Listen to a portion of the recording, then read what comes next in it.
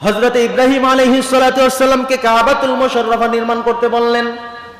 তিনি নির্মাণ কার্যক্রম শেষ করলেন। শেষ করার পরে আল্লাহ তাআলা ইব্রাহিমকে বলেন, হে ইব্রাহিম শোনো, তুমি একটু আযান দিয়ে দাও, হজের দাওয়াত দিয়ে দাও মানুষদেরকে।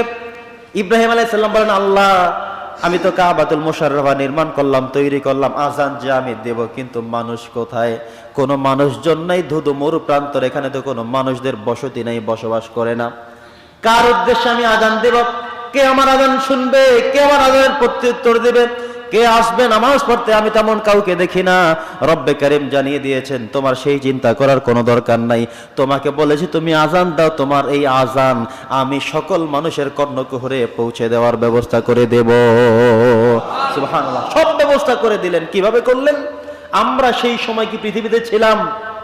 ইব্রাহিম আলাইহিস সালাম যখন হজের জন্য আহ্বান করেছেন, দাওয়াত দিয়েছেন, আযান দিয়েছেন, ওই সময় কি আমরা কেউ ছিলাম? কথা বলেন, ছিলাম না। আমরা ছিলাম রূহের জগতে, আলামুল আরওয়াহে আমরা ছিলাম। তো সেই জায়গায় ইব্রাহিম আলাইহিস সালামের আযানটা আল্লাহ তাআলা আমাদেরকেও শুনিয়েছেন। ওই সময় যারা লাব্বাইক এই শব্দের উচ্চারণ করেছে, আল্লাহ তাআলা সেই মানুষদেরকে শুধুমাত্র ওখানে নেবেন। তারাই শুধুমাত্র হজ করার সৌভাগ্য অর্জন করবে যারা আযান শোনার পরে শুধু লাব্বাইক বলেছিল, উপস্থিত বলেছিল।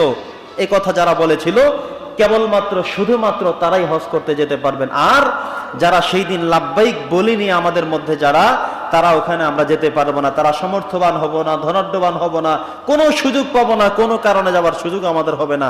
হয়তোবা টাকা পয়সা হবে, হয়তোবা সিদ্ধান্ত হবে, কিন্তু অ্যাক্সিডেন্ট করে যাওয়া বাতিল হয়ে যেতে পারে। কথা কি বুঝতেছেন? হয়তো সিদ্ধান্ত নেব, সবকিছু ওকে, কিন্তু এরপরে আমি মারা যেতে পারি, আমার আর হবে না। তার মানে হলো আমি হাজারো বারো সিদ্ধান্ত নিয়েও আমি যেতে পারিনি, কারণ ওই দিন আমি আযান শুনে লাব্বাইক শব্দ উচ্চারণ করিনি, যার কারণে আমার জন্য আমার নসিবে হজ নাই। কথা কি বুঝতেছেন? আপনাদের কি কারো মনে পড়ে যে সেই দিন লাব্বাইক আমরা কেউ বলেছি? মনে পড়ে কারো? আমরা কেউ জানি না। রূহের জগতে তো আল্লাহ তাআলা আমাদেরকে এটাও প্রশ্ন করেছিলেন, আলাস্তু বিরাব্বিকুম, আমি কি তোমাদের প্রভু নই? আমি তোমাদেরকে বানিয়েছি, সৃষ্টি করেছি, তোমাদেরকে খাওয়াবো, পড়াবো, সব করব। আমি কি তোমাদের রব না? আমি কি তোমাদের প্রভু না? আমি কি তোমাদেরকে সৃষ্টি করিনি? সেদিন আল্লাহ আমাদেরকে সামনে রেখে প্রশ্ন করেছিলেন, সবাই উপস্থিত ছিলাম। সেই দিন এক শ্রেণীর মানুষ সাথে সাথে বলেছিল, হ্যাঁ আপনি আমাদের প্রভু। কিন্তু কিছু মানুষ বলেনি, তাদের ভাগ্যে ঈমান নসিব হবে না। কিছু মানুষ সাথে সাথে আল্লাহকে বিশ্বাস করে নিয়েছে। রূহের জগতে আমরা সবাই মিলে বলেছিলাম কি? ক্বালু বালা, হ্যাঁ প্রভু আপনি আমাদের রব, আপনি আমাদের সৃষ্টিকর্তা। কিন্তু আজকে তো সেই কথা আমাদের মনে নাই। মনে আছে? কারো কি মনে পড়ে যে সেদিন আমরা হ্যাঁ বলেছিলাম? মনে নাই। ঠিক রূহের জগতে ইব্রাহিম আলাইহিস সালাম যে আযান দিয়েছিলেন, সে আযানের ধ্বনি, আযানের শব্দ, আযানের বাক্যগুলো আমার রব আমাদেরকে শ্রবণ করিয়েছেন, শুনিয়েছেন, কিন্তু সেটাও আমাদের মনে নেই। সেই দিন আমরা যারা লাব্বাইক সাউন্ড উচ্চারিত করেছিলাম, তারাই শুধুমাত্র হজ করতে যেতে পারবে। বন্ধুগণ আমার, জানি না আমরাও সেই দিনকে কে বলেছিলাম, আসলে বলতে পেরেছিলাম কিনা। যদি বলে থাকি তাহলে স্বাভাবিকভাবে সাধারণ মানুষ হজ করতে পারে না। হজ আদায় করতে হলে অবশ্যই ধনাঢ্যবান হওয়া লাগে, টাকা পয়সা থাকা লাগে। হজ আদায় করতে সিদ্ধান্ত দুইটা, একটা হলো শারীরিক সক্ষমতা লাগবে, দ্বিতীয়টা হলো অর্থনৈতিক সমর্থবান হওয়া লাগবে। যাওয়া আসার সব খরচও যেমন দিতে হবে, আপনার শরীরের সক্ষমতা দিয়ে সকল কার্যক্রম করতে হবে। ওখানে গিয়ে তো আর চেয়ারে বসে নামাজ পড়তে পারবেন না, কাজ হবে?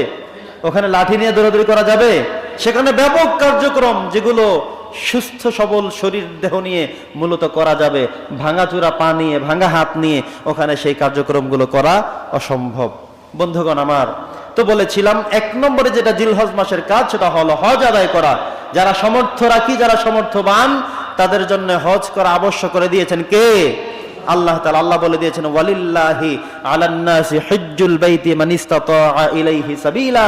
যারা সামর্থ্যবান হবে, যারা ধনাঢ্যবান হবে, যাদেরকে আমি অর্থ সম্পদের মালিক বানিয়েছি, তোমাদেরকে দাওয়াত করে দিলাম, তোমরা চলে আসো আমার এই বাইতুল্লাহ জিয়ারতের জন্য। তারা চলে আসো হজ করার জন্য। সামর্থ্যবানরা তোমরা বসে থাকবে না। সামর্থ্যবানদেরকে সরাসরি আল্লাহ তাআলা নিজে দাওয়াত করে দিয়েছেন। আল্লাহ তাআলা নিজেই বলে দিয়েছেন, ওয়ালিল্লাহি আলান নাসি হিজ্জুল বাইতি মান ইসতাতা ইলাইহি সাবিলা।